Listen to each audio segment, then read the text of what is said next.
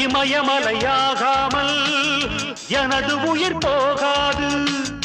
சூரியன் தூங்கலாம், எனது விழி தூங்காது.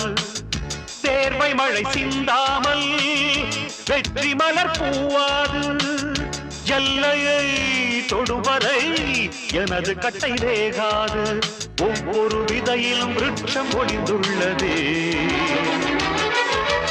ஒவ்வொரு விடியலும் எனது பெயர் சொல்லுதே.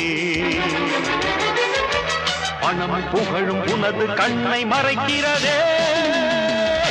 அடே நண்பா, உண்மை சொல்வேன், சவால் வேண்டாம், உன்னை வெல்வேன்.